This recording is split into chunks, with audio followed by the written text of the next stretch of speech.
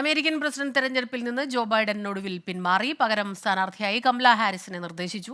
Democratic പാർട്ടിയിൽ നിന്ന് എതിർപ്പ് ശക്തമായതോടെയാണ് ജോ ബൈഡന്റെ പിന്മാറ്റം. അമേരിക്കയിൽ നിന്ന് മധു കൊട്ടാരക്കര ചേരുന്നു. മധു, ഗുഡ് മോർണിംഗ്.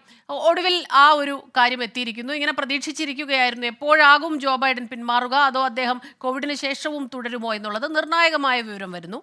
കൂടുതൽ വിവരങ്ങൾ.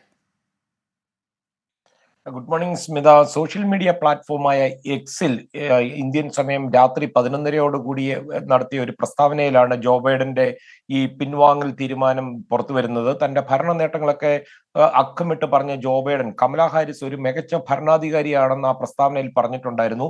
എന്നാൽ കുറച്ചു സമയത്തിന് ശേഷം അദ്ദേഹം കമലാ ഹാരിസിനെ ഡെമോക്രാറ്റിക് പാർട്ടിയുടെ പ്രസിഡന്റ് സ്ഥാനാർത്ഥിയായി എൻഡോഴ്സ് ചെയ്തുകൊണ്ടുള്ള ഒരു തുടർ പ്രസ്താവന വരികയും ചെയ്തു. ഇത് ഒരുപക്ഷെ ജോ ബൈഡന്റെ ഒരു രാഷ്ട്രീയ വിരമിക്കൽ പ്രസ്താവന കൂടിയായിട്ടാണ് രാഷ്ട്രീയ കേന്ദ്രങ്ങൾ വിലയിരുത്തിയിരിക്കുന്നത്. ഇപ്പൊ ഈ പാർട്ടിയുടെയും രാജ്യത്തിന്റെയൊക്കെ താല്പര്യം മുൻനിർത്തിയുള്ള ഒരു തീരുമാനമെന്നാണ് ജോ ബൈഡൻ ഇതേക്കുറിച്ച് പറയുന്നത്. റിപ്പബ്ലിക്കൻ സ്ഥാനാർത്ഥി ഈ ഡൊണാൾഡ് ട്രംപുമായിട്ട് ഒരു ദുർബലമായ ഒരു സംവാദം നടന്നതിന് ശേഷം അദ്ദേഹത്തിന്റെ ആരോഗ്യവും അതുപോലെ തന്നെ അദ്ദേഹത്തിന്റെ ഓർമ്മശക്തിയൊക്കെയുള്ള സംശയങ്ങളും ഒക്കെ മൂലം പാർട്ടിയിൽ നിന്ന് വലിയ സമ്മർദ്ദം ഉണ്ടായിരുന്നു. കഴിഞ്ഞ 3 ആഴ്ചയായി ജോ ബൈഡന്റെ മേൽ ഇത്തരം ഒരു സമ്മർദ്ദം പ്രധാനമായും നടത്തിയത് ബറാക് ഒബാമയും മുൻ സ്പീക്കർ നാൻസി പെലോസ്കിയുമാണ്. ഒടുവിൽ ആ വാർത്ത വന്നിരിക്കുകയാണ്. കമലാ ഹാരിസ് ജോ ബൈഡന്റെ ഈ എൻഡോഴ്സ് ചെയ്തുകൊണ്ടുള്ള ഒരു തീരുമാനത്തെ സ്വാഗതം ചെയ്തിട്ടുണ്ട്.